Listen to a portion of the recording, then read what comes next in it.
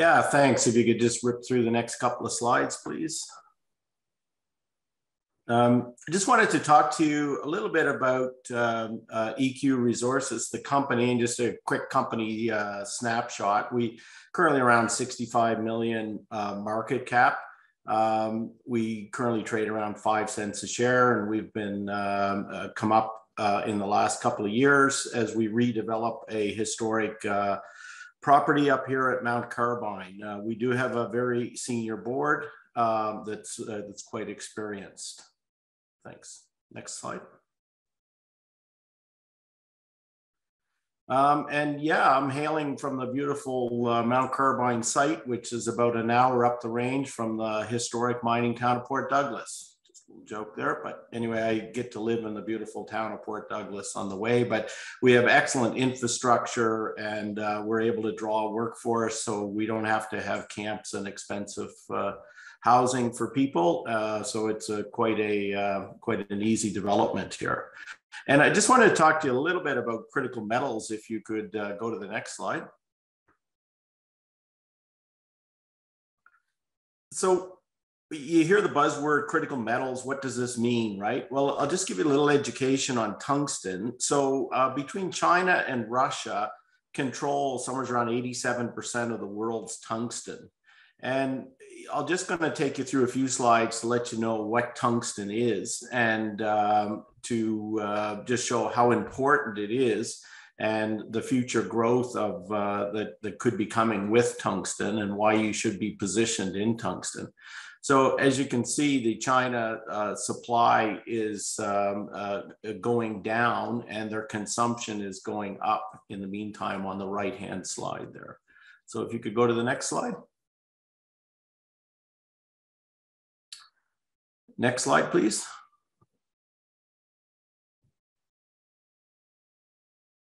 Yeah, so tungsten, some of its uses are in cell phones.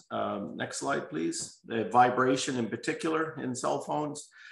In airplanes, it's in the weight and balance of airplanes and also in both airframes in the plane. So without tungsten, you would see the result that's happening on the screen. Next pics. New nanotechnology into computer chips, which makes them more resilient and faster in particular. Next, please.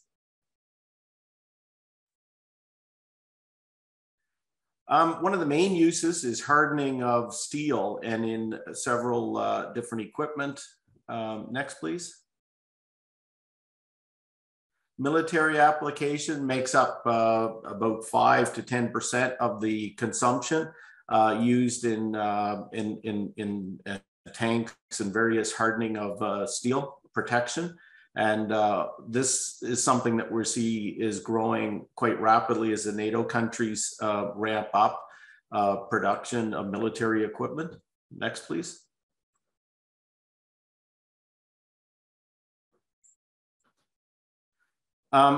Tungsten carbide drill bits. I think we've all heard of that as well. Next, please. Again, in the oil and gas industry, also consumes about 5 to 10% tungsten in drill bits and casings. Next. Something near and dear to our heart as a producer up here is all the cutting edges and hardening steel in the bulldozers, excavator teeth. All that has tungsten in it. Without tungsten, we would be in dire straits. Next. The automotive industry is a big consumer of tungsten in both the manufacturing of the engines, boring of the steel components. And we'll talk a little bit about the EV market here in a second. Next slide, please. One of the new uses of tungsten is in the electric vehicles where they're welding the copper components with a tungsten alloy. And this is a new industry that's starting and it's consuming a large amount of tungsten. Next, please.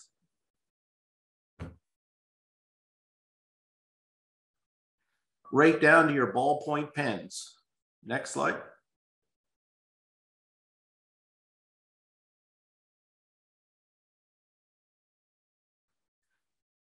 So one of the recent developments that's happened here is in the EV battery space, where a fast charging battery on the anode component of the battery, a recent announcement came out that they're changing the time to charge an EV battery could be reduced to 5 minutes with this tungsten niobium alloy that they're making. And again, this is in the R&D stage, but it is rolling out. And one of the major tungsten suppliers funded Niobolt $50 million to develop.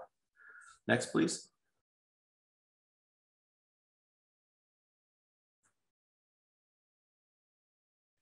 Up here at EQ Resources, we do have the development partner Cronimet, which is a large German family-owned business. Cronimet turn about $5 billion a year, and myself, I come out of this group. They're a 50-50 joint venture partner on the waste dumps and tailings operation. And they're one of the largest metal recyclers in Europe. Next.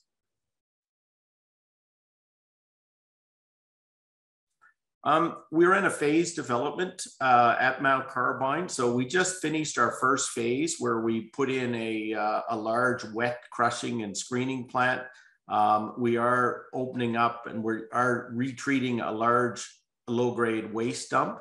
And the second phase of that operation is opening up the open pit. And the third phase is to go underground. So we're just in the development on the open pit phase now.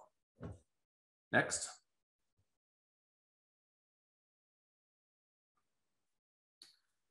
This was our phase one on the left-hand side. This was our planned development, and you can see the completion on the right-hand side, and this is now operational. Next, please. This is our phase two development, which is designed for larger crushing and screening capacity and also to reduce operating costs. Next.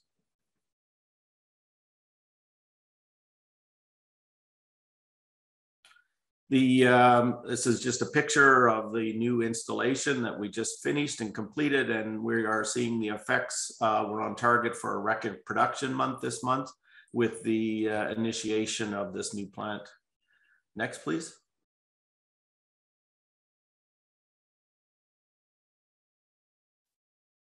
One of the unique things at Mount Carbine is what our use of technology. So we have two what we call XRT sorting plants, and this is really quite an interesting piece of kit out of Germany. I've been using them since 2009, and this technology reduces the mass coming out or the volume of ore. So we put in 100 tons an hour into the machine and 10 tons an hour come out of the machine with all the 95% of the tungsten contained in the 10%, which allows us to mine very low grade ores, including the low grade stockpile ore. So we just recently purchased the second unit, and there'll be a third one coming in the near future with the second phase development. Next, please.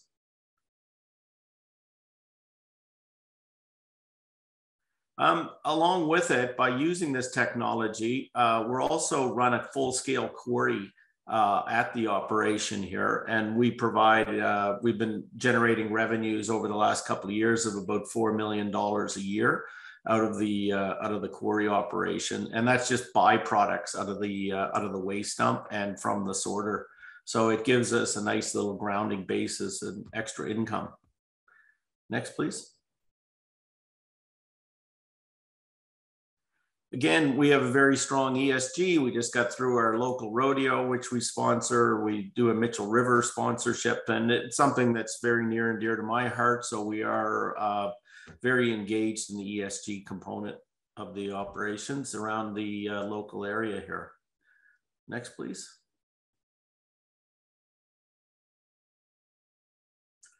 Again, I just wanted to stress the point that we are Australia's only tungsten producer and one of the few Western tungsten producers. And this is a brownfields ramp up into the next phase, which we're fully funded for. And we are advancing very quickly to ramp up the production. You can see this is how we ship our bags out of Townsville. And Again, on the right picture is just this shot of our current production from the wet screen. Next, please. This is our ramp up. We're in the third block right now. And when the open pit comes online, you can see the significant ramp up in the tungsten production and also in revenue. So I guess what I want to say is that we're really a de-risked operation at this point. We have all our staffing in place. We don't need to staff anymore. When the open pit ore comes on, it's literally 10 times the grade the ore that we're treating now. And that's why we get such a bump up in revenue. So that's quite an exciting little development happening at Mt Carbine. Next, please.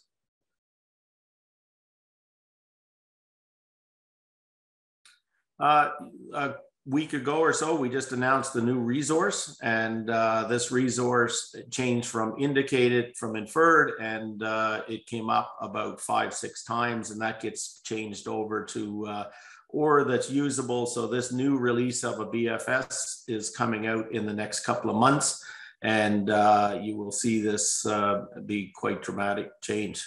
Next slide, please.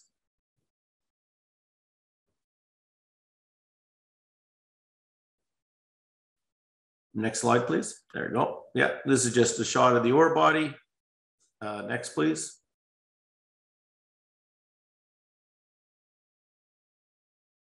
And just from an exploration point of view on the concessions, we are surrounded and we do have excellent exploration targets. We do have a big underground that we'll be developing. So we see this development being over a 20-30 year mine life currently that we can.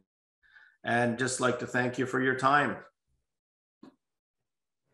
Thank you, Kevin. A few questions coming through here. Just when you talk about kind of EV and sort of the energy transition, where does tungsten fit in? Is it actually used right now in EV batteries?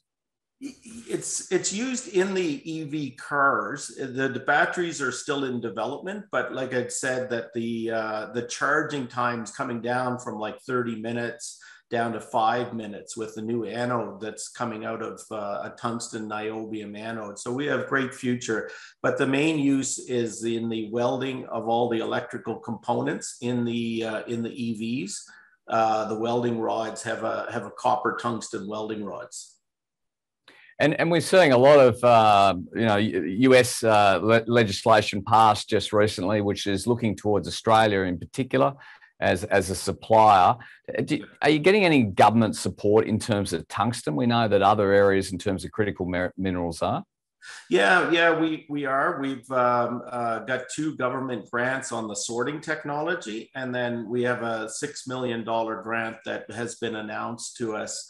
It has been delayed like several other critical metals, but we are in touch with the minister's office and we're quite confident that that will come through. But it was a $6 million grant to accelerate, which we did. We started the acceleration progress about 4 months ago.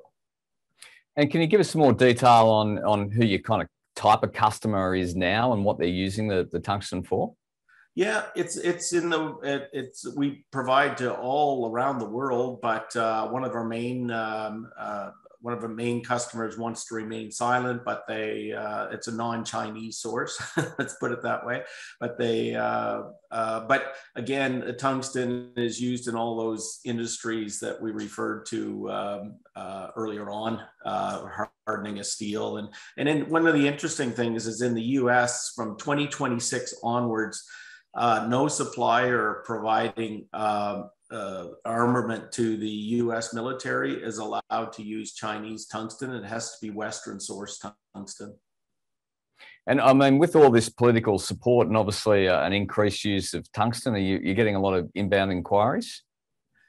Yeah, it's quite certainly the end users are very limited, the people that convert tungsten. So there's only a handful of Western converters in the world. So, but certainly the price of tungsten has come up from $20,000 a ton to $35,000 a ton over the last couple of years, and we certainly see it climbing further.